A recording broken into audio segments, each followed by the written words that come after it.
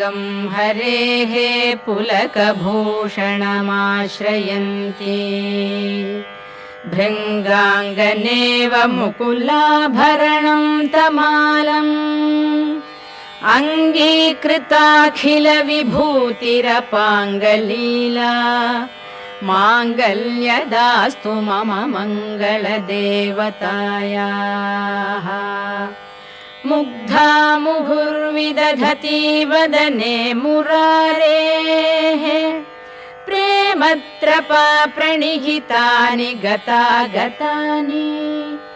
मालादृशोर्मधुकरीव महोत्पलेया सा मे श्रियं दिशतु सागरसम्भवायाः आमीलिताक्षम् अधिगम्य मुदा मुकुन्दम् आनन्दकन्दमनिमेषम् अनङ्गतन्त्रम् आकेकरस्थितकनीनिकपक्ष्मनेत्रम् भूत्यै भवेन् मम भुजङ्गशयाङ्गनायाः बाह्वन्तरे मधुजितश्रितकौस्तुभेया हारावलीव हरिनीलमयी विभाति कामप्रदा भगवतोऽपि कटाक्षमाला कल्याणमावहतु मे कमलालयायाः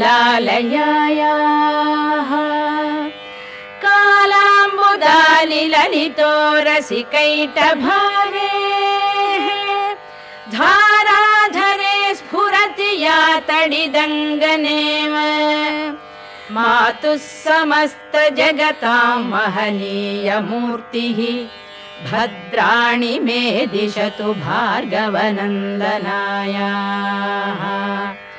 प्राप्तं पदं प्रथमतः खलु यत्प्रभावात् माङ्गल्यभाजि मधुमाथिनि मन्मथेन मय्यापतेत् तदिह मन्थरमीक्षणार्थम् मन्दालसं च मकरालय कन्यकायाः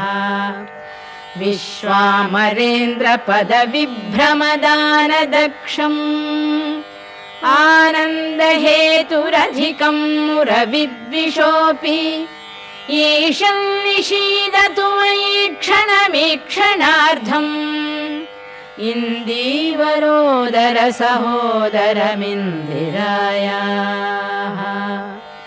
इष्टाविशिष्टमतयोऽपि यया दयार्द्रदृष्ट्या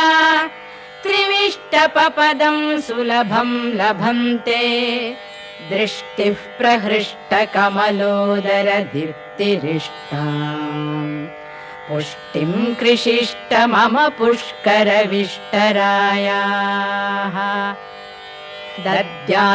दद्याद्दयानुपवनो द्रविणाम्बुधाराम् अस्मिन्न किञ्चन विहङ्गशिशौ विषण्णे दद्याद्दयानुपवनो द्रविणाम्बुधाराम् अस्मिन्न किञ्चन विहङ्गशिशौ विषण्णे दुष्कर्म घर्ममपनीय चिराय दूरम् नारायण प्रणयिनी नयनाम्बुवाहः गीर्देवदेति गरुडध्वज सुन्दरीति शाकम्भरीति शशिशेखर वल्लभेति सृष्टिस्थितिप्रलयकेलिषु संस्थितायै तस्यै नमस्त्रिभुवनैकगुरोस्तरुण्यै श्रुत्यै नमोऽस्तु शुभकर्मफलप्रसूत्यै रत्यै नमोऽस्तु रमणीयगुणार्णवायै शक्त्यै नमोऽस्तु शतपत्रनिकेतनायै पुष्ट्यै नमोऽस्तु पुरुषोत्तमवल्लभायै नमोऽस्तु नालीकनिभाननायै नमोऽस्तु दुग्धोदधिजन्मभूम्यै नमोऽस्तु सोमामृतसोदरायै नमोऽस्तु नारायण वल्लभाय नमोऽस्तु हेमाम्बुजपीठिकायै नमोऽस्तु भूमण्डलनायिकायै नमोऽस्तु देवादिदयापरायै नमोऽस्तु शार्ङ्गायुधवल्लभायै नमोऽस्तु देवी भृगुनन्दनायै नमोऽस्तु विष्णोरुरसिस्थितायै नमोऽस्तु लक्ष्मी कमलालयायै नमोऽस्तु दामोदर वल्लभायै नमोऽस्तु कान्त्यै कमलेक्षणायै नमोऽस्तु बुद्धि भुवन प्रसूत्यै नमोऽस्तु देवादिभिरर्चितायै नमोऽस्तु नन्दात्मज वल्लभायै सम्पत्कराणि सकलेन्द्रियनन्दनानि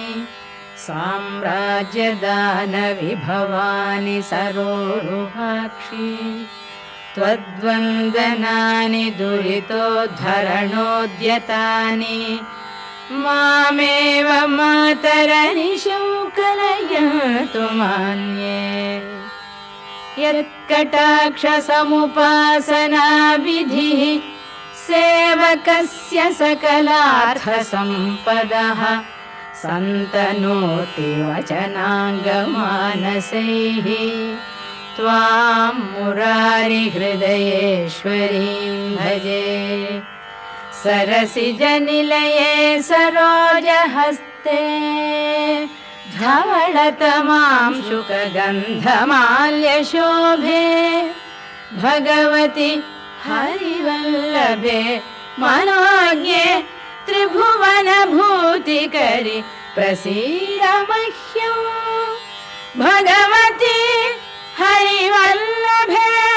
मनोज्ञे त्रिभुवनभूतिकरि प्रसीद मह्यम् दिग्हस्तिभिः कनककुम्भमुखावसृष्टस्वर्वाहिनी विमलचारुजलप्लुताङ्गी प्रातर्नमामि जगतां जननीम् अशेषलोकाधिनाथ गृहिणीम् अमृताब्धिपुत्रीम् कमले कमलाक्षवल्लभे त्वं करुणापूरतरङ्गितैरपाङ्गैः अवलोकय माम् अकिञ्चनानां प्रथमं पात्रम् अकृत्रिमं दयायाः